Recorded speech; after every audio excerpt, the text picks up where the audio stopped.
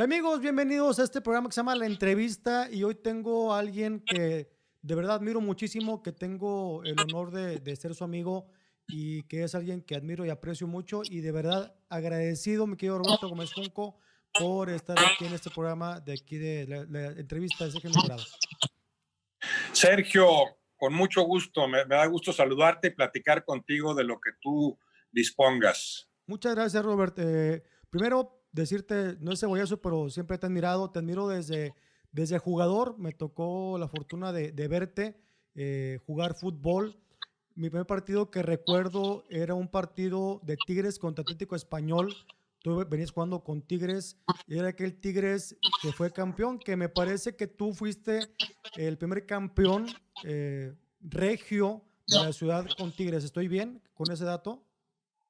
Creo que sí, en 78, no sabía que yo hubieras nacido tú, Sí. en 1978, pero en una final que lamentablemente no jugué. La única lesión importante que tuve en mi carrera de 13 años fue en esa liguilla del 77-78, torneo largo, que culminó con el título de los Tigres. Esa liguilla la jugó muy bien, por ejemplo, Roberto Gadea, ¿no? Que acaba de morir, gran Falleció, compañero, claro. Roberto Gadea, que después hizo una magnífica labor acá entre los chavos, como la hizo Osvaldo Batocletti, al que también extrañamos, ¿no? Un personaje en la historia de los Tigres, de aquellos maravillosos Tigres que creo que sí han sido superados por los actuales, ¿no? Esta etapa de Ferretti me parece la más brillante, la más rica en la historia de los Tigres. Que, bueno, ahorita me gusta platicar de eso, pero hay eras un jugador férreo, entregado. Me parece que si hubiera visto al Roberto, si me hubieran dicho, es que Roberto, cuando tenga 60 años, va a ser analista, respetado, importante, muy tranquilo, no lo hubiera creído porque sí me parece que eras un jugador aguerrido, eras un jugador que peleaba todo y que reclamabas muchísimo, ¿no? Pues sí, me peleaba mucho, pero no sé qué tan entregado. Creo que algo que me faltó fue precisamente entregarme más en cuanto a entrenar con más profesionalismo. A mí el fútbol me encantaba jugarlo, pero no siempre estuve tan dispuesto a pagar el sacrificio que implicaba. Y eso lo sigo aplicando actualmente. O sea, el fútbol me encanta, pero sigo pensando que hay muchas cosas, obviamente, mucho más importantes. Entonces, nunca fui un futbolista tan entregado, un futbolista de las 24 horas que en el entrenamiento dijera voy a correr para ganarme un lugar. Me gustaba jugar, pero me costaba mucho el sacrificio que implicaba cada semana ganarte un puesto en el equipo, ¿no? Sí me enojaba, sí era competitivo, pero quizá no tan entregado como debí serlo.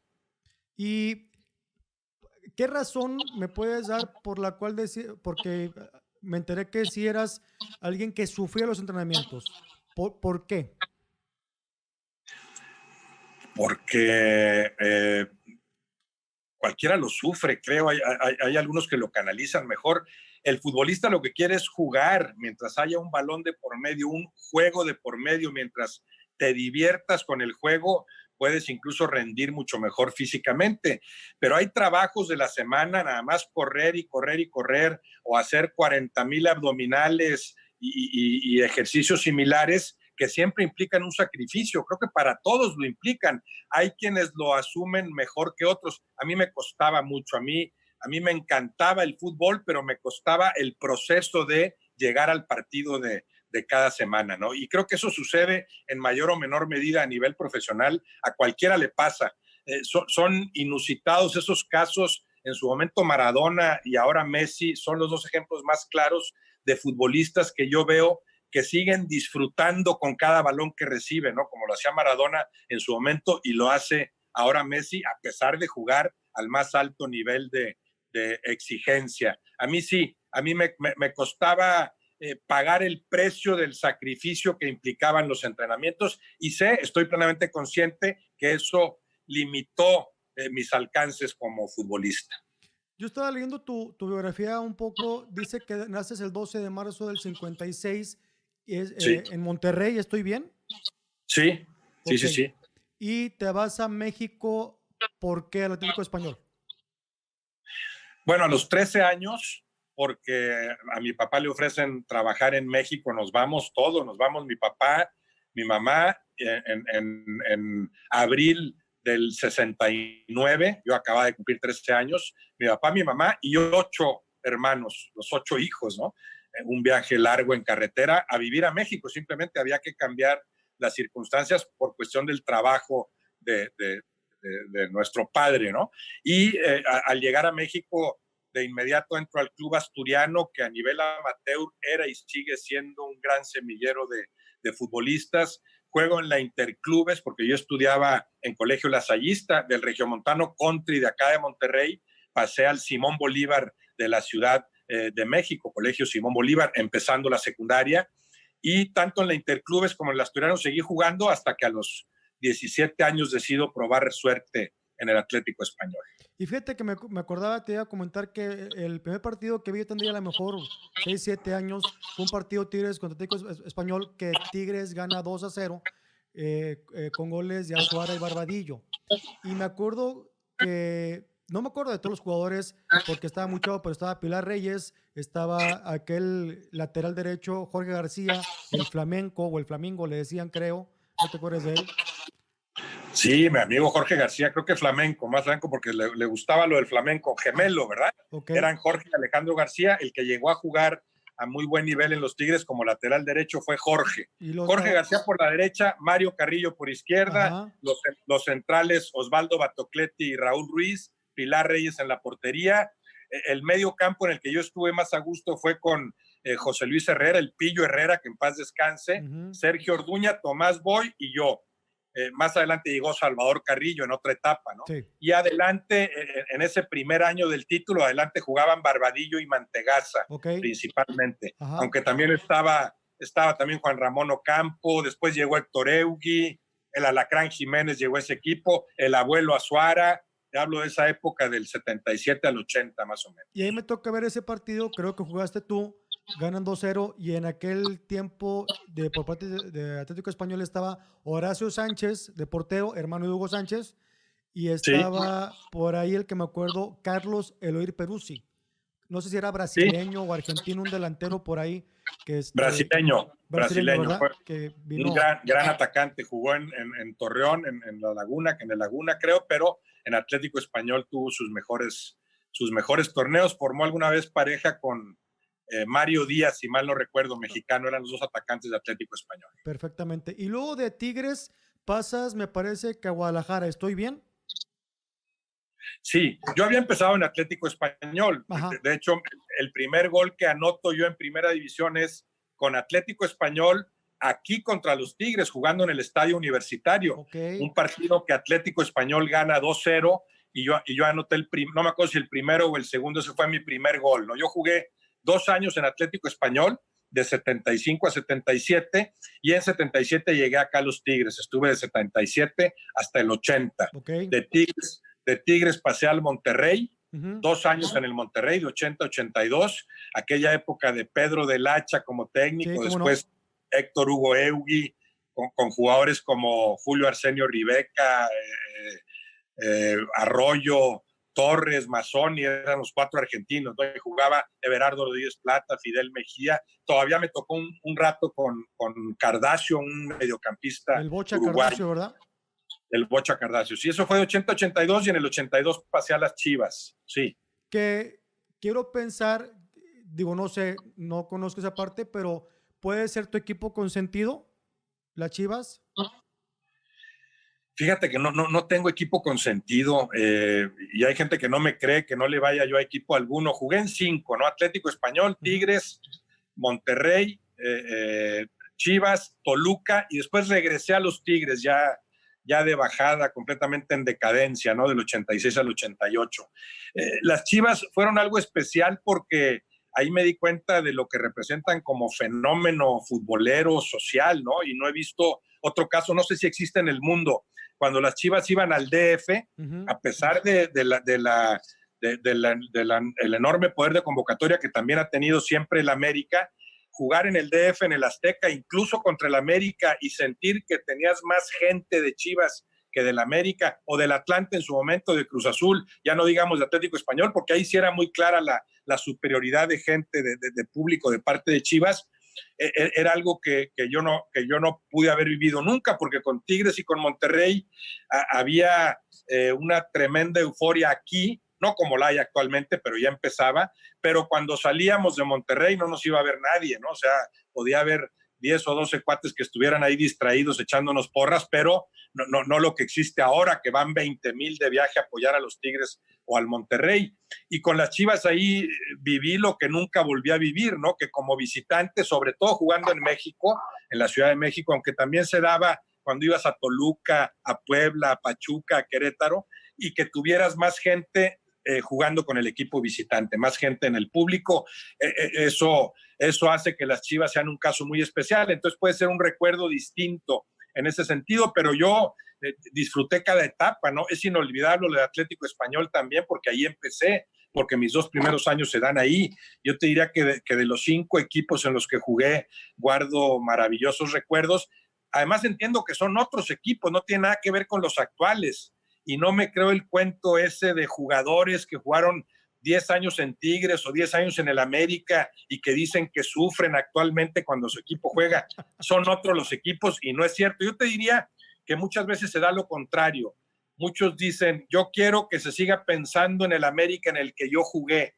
Yo quiero que se sigan elogiando los Tigres en los que yo estuve y entonces los actuales prefiero que pierdan, ¿no? Se da mucho ese sentimiento contrario, aunque lo políticamente correcto sea decir que le vas al equipo de tus amores cuya camiseta vestiste hace 65 años. ¿Me puedes decir cuál es tu mejor momento como futbolista? El que te acuerdas, que digas, este es. Qué difícil, es que yo tendría que separar campañas y hubo una quizá 2 con los Tigres, una con Monterrey y una con Chivas. O sea, de mis 13 años rescataría 4 en los que siento que estuve con ciertos altibajos al nivel a nivel de selección nacional, ¿no? O sea, a nivel de los mejores jugadores del momento. Mi problema fue lo que batallé para sostenerme, ¿no? Porque puedes de repente llegar a esa cumbre, pero quedarte ahí instalado 8 o 10 años, no cualquiera lo hace y yo no pude hacerlo, ¿no? De hecho, por eso rescato años distintos, porque eran altibajos, eran momentos intermitentes en los que yo llegaba hasta arriba. Otra cosa que me costó mucho, además de la falta de sacrificio para entrenar como debería, fue el que yo no aguantaba permanecer en los equipos. Los cambios de equipo los pedí siempre yo, o casi siempre, porque al final ya jugaba en donde se dignaban contratarme, porque mi nivel no era el mío, ¿no? Pero al principio, cuando yo tenía buen nivel, yo era el que elegía salir. Yo elegí salir de los Tigres para irme a Monterrey, elegí dejar al Monterrey para irme a Chivas y decidí irme de las Chivas a Toluca. Ahí empezó el declive, ¿no? Y era porque me costaba permanecer, el ambiente de los equipos no es tan sencillo, los vemos jugar muy bonito en la televisión y creemos que cobran muy bien y que todo es muy padre, pero no entendemos el sacrificio que implica el entrenamiento de la semana, las convivencias en las largas concentraciones, los viajes. A mí eso me costaba mucho, esa convivencia que va desgastando, hacía que yo después de 1 o 2 años ya quisiera cambiar de compañeros, cambiar de director técnico, cambiar de dirigentes a los que nunca aguanté. Desde entonces percibí que entre los de pantalón largo estaba el principal problema de nuestro fútbol. Creo que han mejorado, no son tan improvisados como antes, pero sí siguen siendo el principal mal de nuestro fútbol. ¿Dejaste algún amigo como futbolista?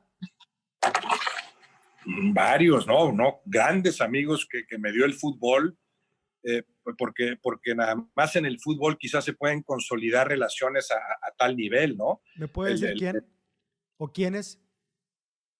Pues tendría que ir por orden de equipos, ¿no? Pero así rápido te hablo de grandes amigos que me ha dado el fútbol, Tomás Boy, Juan Manuel Azuara, Mario Carrillo, después ya en otra etapa que no fueron compañeros míos sino rivales, pero han sido compañeros en otros afanes, Víctor Manuel Bucetich, Luis Fernando Tena desde jugador, Sergio Lugo, hablo de los primeros que se me ocurren como amigos que me dio el fútbol, Jorge Candia, que jugó en Atlético Español, que ya murió, mi primer gran amigo en el fútbol, como lo fueron Eugenio Rivas y lo siguen siendo Eugenio Rivas, Juan Manuel Borbolla de aquel equipo.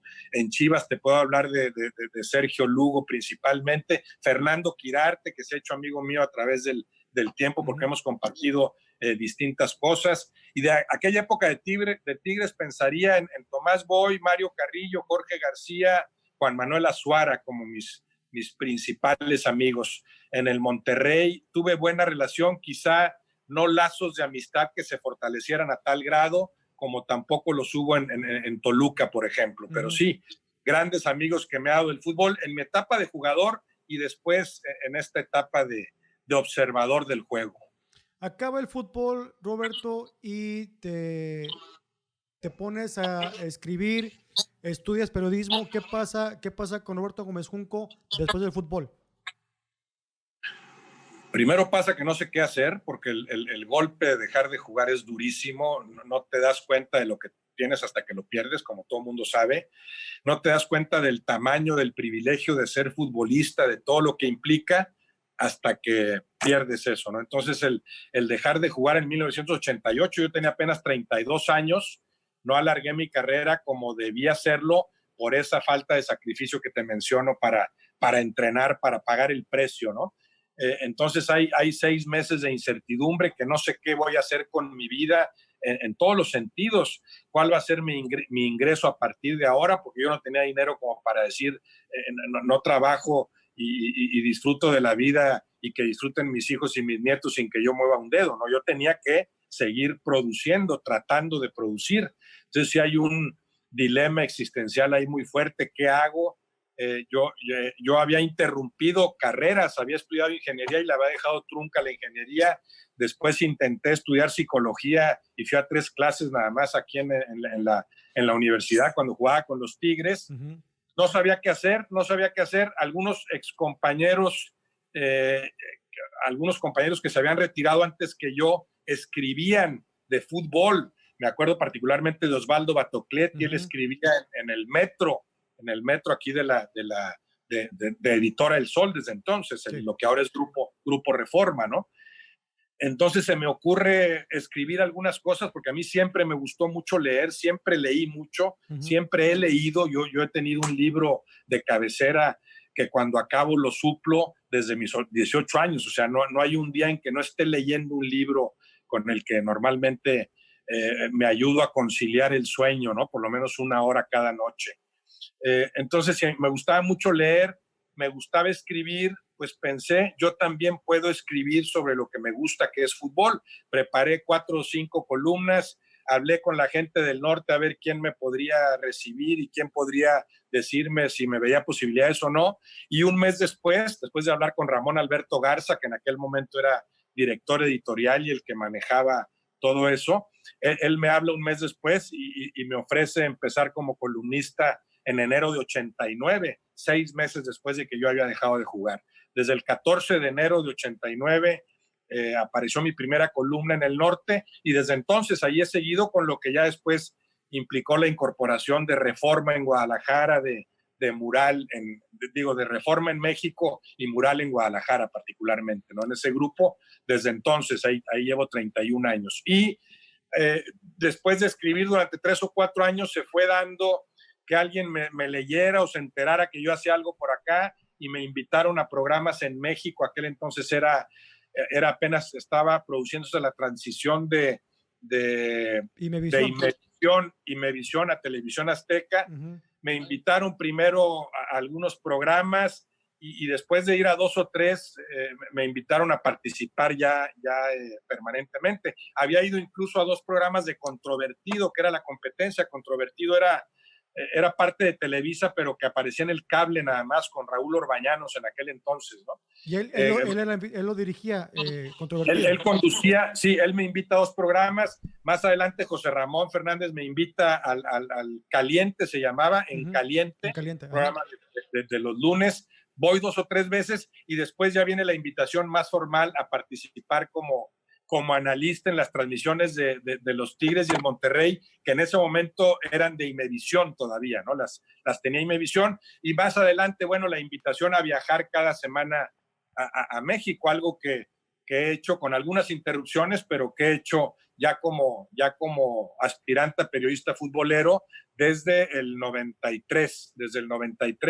hasta la fecha, durante 27 años he estado yendo y viniendo, primero con TV Azteca, después con un receso ahí de 3 años que me tomé, 3 años que dejé la televisión, después reincorporándome cuando me invitó Televisa, y entre Televisa y lo que es actualmente ESPN, en donde ya tengo 8 años, ahí sí el paso fue con 15 días de diferencia, ¿no? Roberto, eres considerado, y lo he leído y yo lo considero el mejor analista de México. Tú, si no fuera Roberto Gómez Junco y te observarías, ¿por qué sientes tú que eres considerado? ¿Qué es lo que ves tú que no ven los demás? No, primero sé que hay gustos para todo, ¿no? Habrá quien me considere el mejor y otros que me vean entre los peores. No es algo que me preocupe mucho. Sí siento que desde siempre he tenido un alto nivel de autocrítica, o sea, permanentemente me reviso a mí mismo, ¿no? ¿Qué creo que no estoy haciendo bien? ¿Qué creo que puedo mejorar? Siempre disfruto lo que hago. Se me hace muy importante disfrutar lo que haces. Eso me costó en el fútbol porque disfrutaba una parte del mismo, pero no toda. De lo que actualmente hago también disfruto la mayor parte, también implica un desgaste, viajar mucho, pero también el privilegio de conocer lugares que no hubiera conocido, como me sucedió desde futbolista.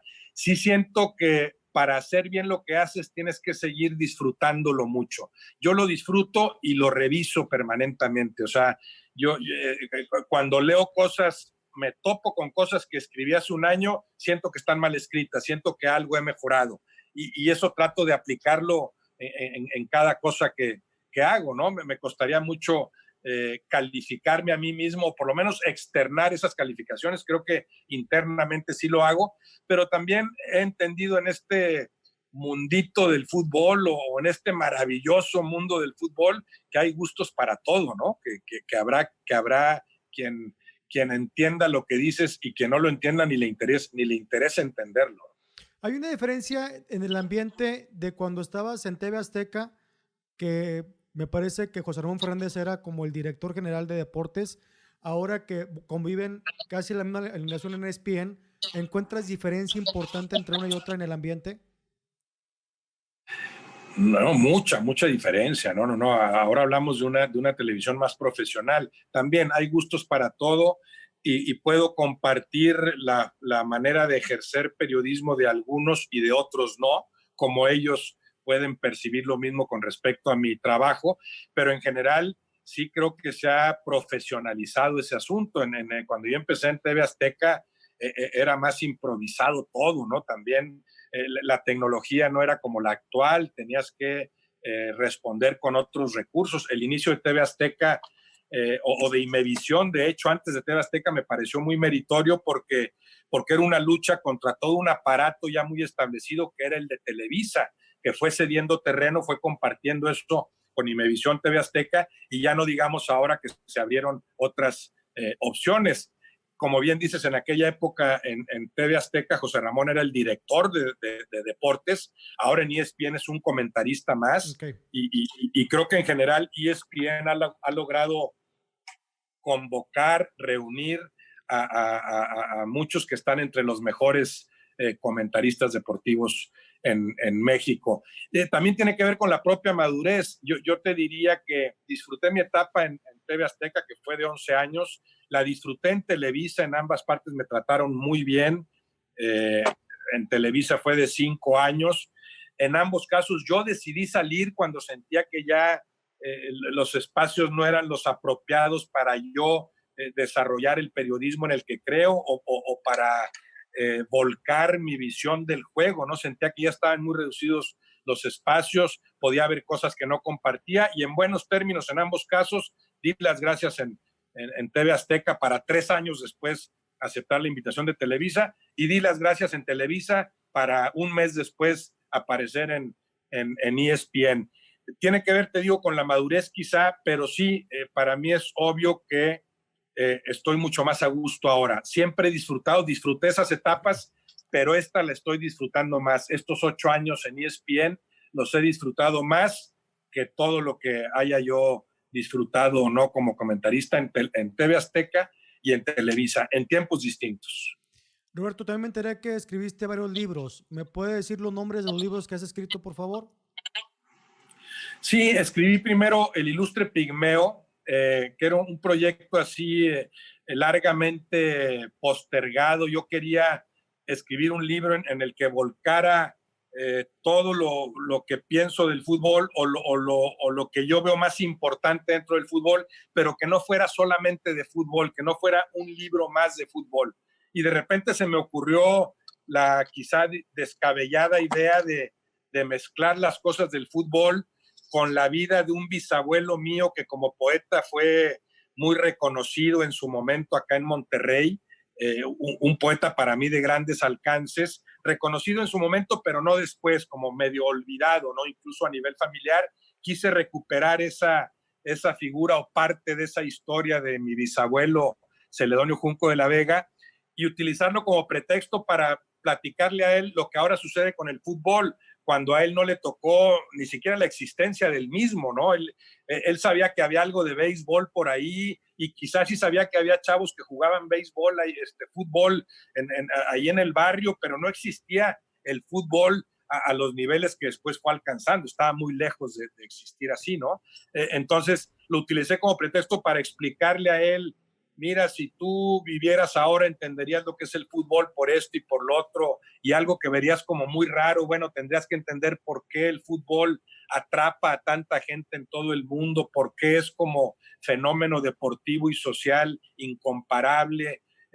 Ese pretexto de platicar con mi bisabuelo y al mismo tiempo rescatar cosas de las que él escribió para después soltar las cosas que yo pienso como el del fútbol, como contándoselas a él o platicando con un compañero imaginario de un equipo de fútbol acá en Monterrey. Eso creo que logré redondearlo en una especie de novela que se llama El Ilustre Pigmeo. Ya he escrito eso, en donde creo que volqué lo que yo quería volcar sobre el fútbol.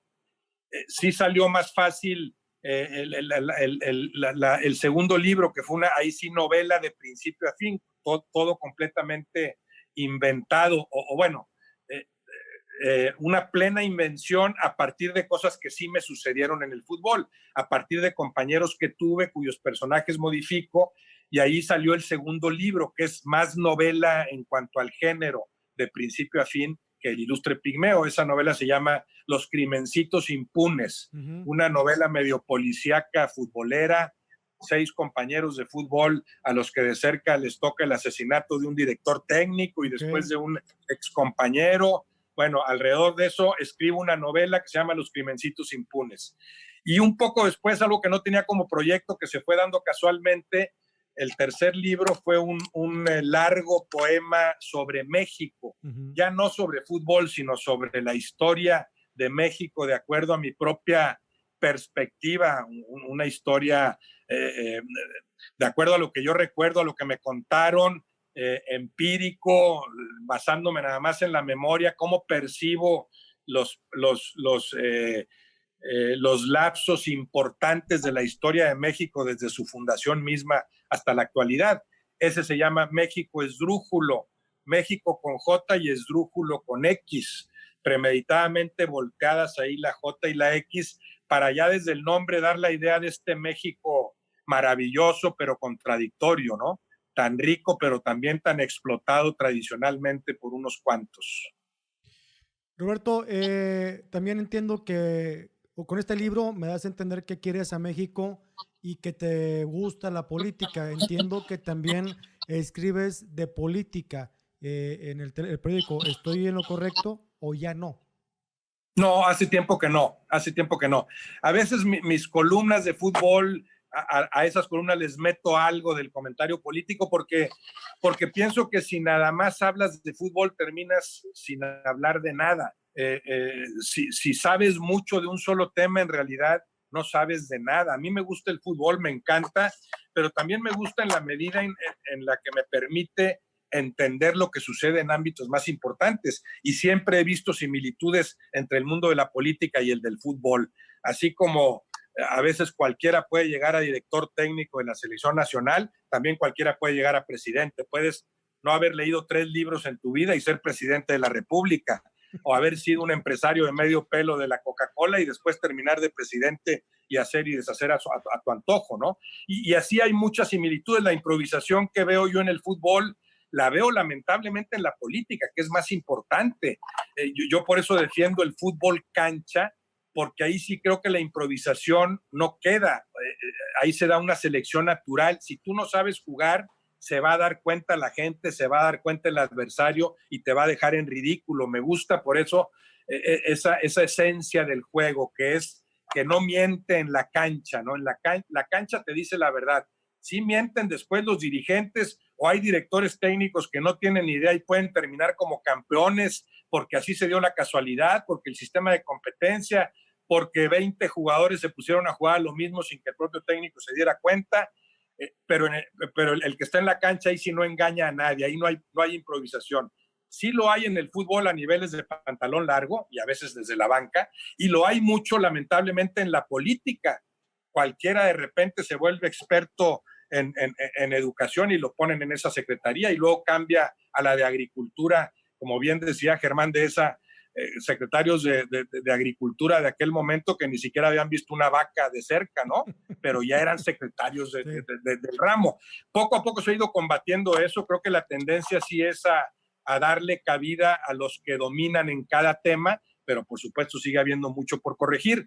Y en general, siempre he pensado que si tengo un espacio de fútbol disponible, a veces puedo utilizarlo para, incluso a la gente de fútbol, mandarle el mensaje de que sigue habiendo cosas más importantes en la vida. Si estuviera en ti, dijéramos, tú tomarías la decisión, tienes la libertad, ¿qué cambiarías del fútbol mexicano y cómo harías para que la selección mexicana juegue el 5º partido? Bueno, lo del 5º partido me parece muy, muy simplista, ¿no? ¿Cómo le haría para sentar las bases y posibilitar, propiciar un mayor crecimiento, ¿no? Por supuesto, menos jugadores extranjeros. A mí, yo entiendo esto de la globalización futbolera. Qué padre que todos jueguen en todos lados, enriquece a las ligas. Pero mientras no se produzcan mejores futbolistas mexicanos, no puedes entrarle a esa globalización. Estaría muy bien que aquí el América a veces jugara con 8 extranjeros, si al mismo tiempo vieras que en España el Real Madrid está alineando a 4 mexicanos. Bueno, perfecto, ahí sí, entra a la globalización mundial, produce jugadores en otra medida, como lo hacen los argentinos, los brasileños, expórtalos, y entonces sí abre las plazas para extranjeros aquí en México. Mientras no produzcas mejores futbolistas mexicanos, tienes que abrirles los espacios en tu propio fútbol. Tienen que jugar 6 o 7 reglamentariamente en cada partido de primera división si quieres fomentar la formación de futbolistas mexicanos, porque si no, facilitas que cualquier jugador extranjero de medio pelo te lo traes quizá porque te cuesta menos o quizá porque te llevan más lana en la transacción, porque también hay mucha corrupción de por medio en esos casos, y no fomentas el incentivo entre dirigentes de producir a los propios futbolistas, lo que además a la larga resulta ser el mejor negocio posible. Si tú forjas a un futbolista como Irving Lozano o como Pizarro o como Herrera, por hablar de 3 casos recientes del Pachuca, imagínate el dinero que el Pachuca ganó con ellos, cuánto le costó al Pachuca forjar a esos futbolistas y cuánto recibió después al convertirlos en estrellas. Fue un negociazo, ¿no? Te hablo de una fórmula que ha funcionado que ha demostrado ser muy, muy, muy efectiva en México, ¿no? Entonces, ampliaría plazas para jugadores mexicanos, pediría más capacitación a niveles directivos. Hay menos improvisación que antes, pero siguen muchos equipos manejándose como el juguetito en turno del amigo del dueño. Mira, yo tengo mucha lana, compré un equipo y tú porque me caes bien, manéjalo, a veces con la reducida mentalidad del empresario, que podrá ser triunfador en otros ámbitos, pero no entiende que el fútbol se maneja distinto. Un futbolista no es un obrero, a un futbolista no lo puedes tratar igual que a cualquier otro empleado. Entonces sí, buscaría más capacitación a niveles directivos, puliría el sistema de competencia que para mí promueve la mediocridad. Si tú puedes más o menos campechaneártela durante 5 meses, calificar en séptimo, octavo lugar y después ponerte en forma y concentrarte mucho más en 3 semanas y ganar un título, ¿para qué vas a rendir a tope cada semana? Ahí ya estás promoviendo la mediocridad, falta de la cultura deportiva que sí se ve en Europa. En Europa tú ves que cada semana los grandes equipos en las grandes ligas juegan y defienden su prestigio. No se esperan una liguilla para ahí determinar si el campeonato fue exitoso o no. Revisaría el sistema de competencia, ampliar para jugadores mexicanos las plazas, más capacitación a niveles directivos, reglas más transparentes, más claras. No podría haber en un fútbol idóneo multipropiedad como la hay en México, no la puedes solapar a ese nivel. Yo creo que bien manejado el fútbol con reglas más claras, más transparentes, sí habría 20 plazas en primera división y otras 20 en una división de ascenso con 40 dueños distintos que estarían dispuestos a entrarle al fútbol siempre y cuando esas reglas fueran más claras y no siguiera siendo como actualmente es un enorme pastel suculento que se reparten entre unos cuantos. Roberto, si me permites, voy a mencionar una palabra y me gustaría que dieras la opinión de esa palabra es una dinámica que tenemos aquí en el programa. Entonces es 10 palabritas, una por una, me vas diciendo tu opinión de esa palabra, ¿te parece? Y la que digas, tú sabes que no, la brincamos, ¿va? A ver si se me ocurre y si no puedo con una palabra, pues uso 3 o 4, a ver. Ok, o sea, una frase más bien, ¿no? Una frase. Sí. Tigres.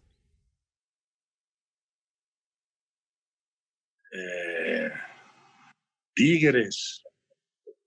Grandiosos, increíbles, yo diría increíbles pensando en la pasión con la que son apoyados. Increíbles, ahí me refiero no tanto al equipo en sí, increíbles por todo lo que provocan. Increíble la reacción de mucha gente cuando ve jugar a los Tigres. Hugo Sánchez.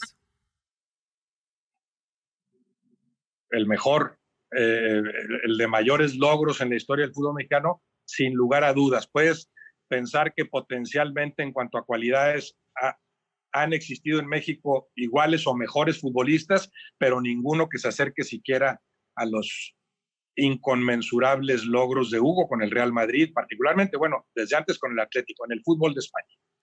ESPN. Profesionalismo, buen trato, compañerismo. Javier Alarcón. Amigo, yo te hablé de los amigos que me ha dado el fútbol porque hablábamos de futbolistas, pero también Javier Alarcón es uno de mis amigos, como lo puede ser Heriberto Murrieta, Ciro Procuna, Emilio Fernando Alonso, Francisco Javier González, Rafael Puente, o sea, gente en los medios cuya amistad se ha ido alimentando a través del tiempo, ¿no? Y Javier Alarcón indudablemente está entre ellos. Selección mexicana. Ahí puedo usar más palabras. Claro, dale. Es tu programa. Tú eres el dueño del tiempo. Suculenta gallina de los balones de oro, lamentablemente exprimida por unos cuantos desde siempre. Okay. Pero con un potencial enorme, siempre quedándose abajo de lo que realmente es el fútbol mexicano. O sea, tiene para jugar mejor. El Perro Bermúdez. Narrador que marcó una época. Televisa.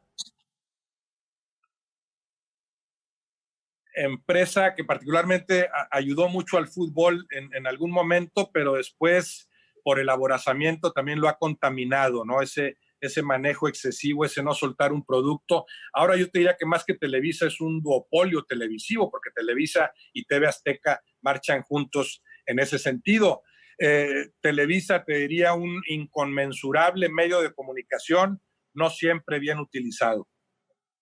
Cristian Martinoli. Narrador que marca una época. Si hablamos de épocas, otra época distinta de la nueva ola, con un impacto tremendo entre los jóvenes. José Ramón Fernández. También como comentarista marcó una época. Me quedo sobre todo con su primera etapa, aquella a la que yo me refería de la transición de Imevisión, después TV Azteca, pero sobre todo en la etapa en que todavía fue Imevisión, antes de ser TV Azteca. José Ramón Fernández fue una pieza fundamental, primordial, histórica, para crear a niveles de televisión, de periodismo deportivo, una competencia que no existía. Roberto Gómez Junco. No, pues soy yo, entonces, y me cuesta mucho hablar de mí mismo. Dime en una frase, Roberto, como decía aquel hombre, ¿te acuerdas de cronista, el de 4 palabras? ¿Cómo se llamaba aquel hombre? Que fue árbitro y portero y... Fernando Marcos Fernando llegó a Marcos. hacer su editorial en 4 palabras. En Sí, 4 palabras. Fernando Marcos fue portero, árbitro, comentarista, sí. 4 palabras, ¿quieres que te diga? O No, las que tú quieras. Porque sé que batallas mucho para hablar de ti, pero dímelo en 4 palabras. feliz, tranquilo, padre, esposo, padre y abuelo orgulloso. Muchas gracias, Roberto. Suegro orgulloso también. Muchísimas gracias por esta entrevista. De verdad que era algo que a mí me tenía pues nervioso, la verdad, pero pues agradecido de que hayas aceptado la entrevista y espero que no sea la última vez y esta es tu casa. No, hombre, encantado, porque ya sé que hablé mucho y además fue mucho fútbol, demasiado fútbol. A mí me encanta hablar de otras cosas también, pero entiendo que la gente lo primero que quiere es que le hable cosas de fútbol. Te lo agradezco a ti, Sergio, y a tus órdenes cuando se te ofrezca. Y Ya, si puede... ya tenemos que encontrar el espacio, esperemos que pronto surja para vernos en persona. Y aprovechar a lo mejor para ponernos al día y por qué no otra entrevista después, en otro tiempo, para no presionarte, de hablar de todo menos de fútbol. Como tú quieras, perfecto, de Te acuerdo. agradezco muchísimo. ¿Me puedes dar tus redes sociales, por favor, Roberto? Darte mis redes sociales. ¿Cómo estoy en cada Sí, por una? favor. Bueno, Y en edición Twitter, vamos a ponerlas, ¿no? En Twitter es R Gómez Junco, @R Gómez Junco, todas bajitas. Uh-huh. Creo que es igual Facebook, ¿no? Facebook, Instagram, Roberto Gómez Junco, sí. Perfectamente. Estoy más familiarizado con lo que es Twitter. Ok, de acuerdo. Que es @R Gómez Junco, sí. Aunque esto de las redes sociales también, Sergio, que un maravilloso mecanismo también muy mal utilizado. A mí sí me decepciona a veces el pobre nivel que veo en la retroalimentación en esas redes, ¿no? Con esta polarización política que ya existía antes de la pandemia, de la alarmante pandemia, y que se ha agudizado con la misma, me parece lamentable. O sea, todo se ve a través del crisol de que si apoyas a AMLO, si lo amas o lo odias, sin entender que la verdad siempre está en medio, que entre el blanco y el negro hay una enorme gama de grises. Me gustaría que en las redes sociales se elevara el nivel del debate, pero lo veo muy difícil porque ahí está el origen de todos los problemas de México, la pobre educación, el pobre nivel educativo. Necesitamos un país primero mejor educado si queremos tener un mejor país en otros ámbitos. Y es que hoy, Roberto, cualquier persona puede opinar sabiendo Sí, o sin saber, ¿no? Entonces, cuando sí. ya opinas con el corazón o opinas con yo le voy a esto y estoy en contra de lo que tú dices, ya se vuelve una guerra. Cuando Sí. creo que lo que menos estamos haciendo en redes sociales es respetar la opinión del otro. O sea, si el otro está de acuerdo conmigo, está mal. Y no es así, ¿no? Así es, y desde el anonimato me atrevo a decir cualquier cosa, muchos con el afán de opinar, y yo a veces quisiera decirles, no me digas qué opinas sobre esto, dime qué tanto sabes sobre el asunto, claro. Susténtame tu opinión demostrándome que sabes de lo que estás hablando. Ahora hay expertos increíbles en el COVID-19, sí. Cuando ni siquiera los expertos saben muy bien qué va a pasar, surgen expertos por doquier, ¿no? Sí me gustaría que hubiera más responsabilidad, pero eso tiene que ver con el nivel educativo. En eso falta mucho por avanzar en este país, que además ya sabemos va a salir de esta crisis sanitaria brutalmente golpeado. Sí. Y esperemos todos que estamos en el negocio del entretenimiento, esperemos que esto sea a partir del 1 de junio y que no se alargue más, pero pues parece que todo indicar que parece que esto se va a alargar más. Sí, no sabemos todavía de qué tamaño será el impacto. hay que disfrutar de la vida mientras podamos y ojalá se pueda ya hacer cosas como esta, Sergio, en persona. Roberto, un abrazote, agradecido otra vez y espero verte pronto en persona. Por lo pronto te agradezco la llamada o la videoconferencia por aquí, por esta aplicación y pues muy pronto espero verte a ti y a tu familia. Gracias a ti, Sergio. Te mando un abrazo y un abrazo a todos los que nos escuchen. Gracias. Hasta siempre, Roberto. Esto fue Roberto Gómez Junco, señores. Muchas gracias. Estuvieron en la entrevista y hasta siempre.